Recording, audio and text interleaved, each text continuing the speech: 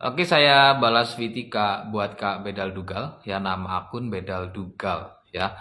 Apakah setelah penggunaan Gardasil 9 sebanyak 3 kali, kemudian kedepannya sudah tidak perlu melakukannya lagi, ya, atau harus diulang setiap 1 tahun 1 kali, 1 tahun sekali? Nah, ini adalah pertanyaan yang cukup menarik. Jadi begini, Gardasil 9 ini digunakan untuk mematikan virusnya yang sudah masuk ke dalam tubuh, ya.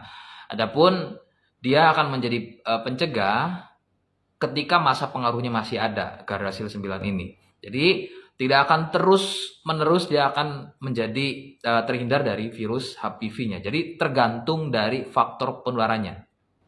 Ya. Jadi virus HPV itu masuk ke dalam tubuh karena kan faktor penularannya ada, yaitu dari hubungan seksual. Jelas itu paling utama, ya 90% dari hubungan seksual. Jadi tetap harus hati-hati.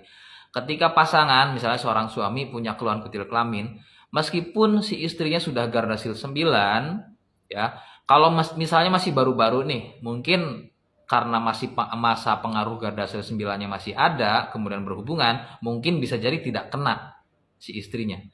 Tapi itu tidak akan terus berlanjut, ya. Maka harus pengobatan si suaminya. Jadi tidak mungkin akan terus mencegah ya Gardasil 9 ini, ya. Jadi tetap cara terbaik adalah pasangan tidak mengalami keluhan kutil kelamin juga, atau tidak seks bebas untuk si pria. Si prianya tidak seks bebas, ya. Kemudian si istrinya juga intinya untuk pasangan suami dan istri pencegahan terbaik adalah setia. Itu aja nomor 1, ya. Jadi tidak ada yang namanya pencegahan Gardasil 9 ini akan terus mencegah, ya, menjamin, itu tidak ada, ya. Jadi tidak ada jaminan Gardasil 9 ini akan terus menjadi pelindung agar tidak terkena atau terpapar oleh virus HPV-nya. Jadi harus hati-hati, ya. Karena faktor utama penularan kan sudah jelas dari hubungan seksual, itu 90%. Kemudian 5% sampai 10%-nya adalah dari fasilitas umum yang digunakan. Misalnya contoh WC umum atau toilet umum.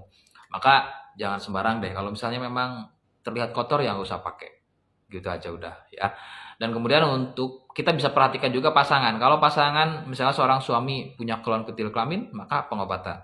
Ya, kemudian atau si istrinya juga mengalami keluhan kutil kelamin, maka pengobatan juga. Nah, kemudian pengobatan juga harus dilakukan keduanya. Jadi si istri juga pengobatan, si suami juga pengobatan. Kalau misalnya hanya salah satunya saja, misal contoh si istri nggak pengobatan, meskipun kutil kelaminnya belum tumbuh, tapi si suaminya aja yang pengobatan.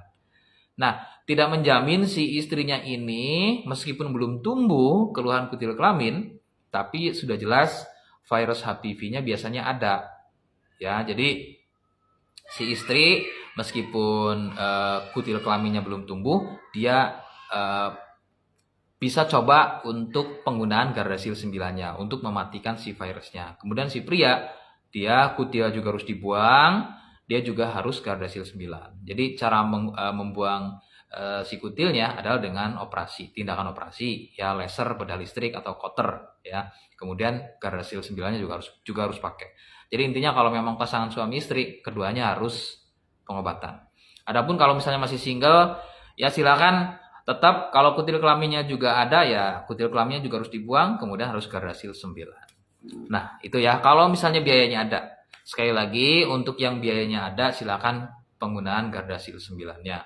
Adapun kalau misalnya opsi lain silakan dari saya ada untuk produk Gangji Gosia, kemudian ada PPK. Jadi 4 botol produk ini untuk mematikan si virusnya, penyebab utama keluhan kutil kelamin. Nah, kemudian ini adalah paket dalamnya, sedangkan paket luarnya untuk merontokkan atau membersihkan si kutilnya juga ada paketnya. Ini paket luarnya, ya.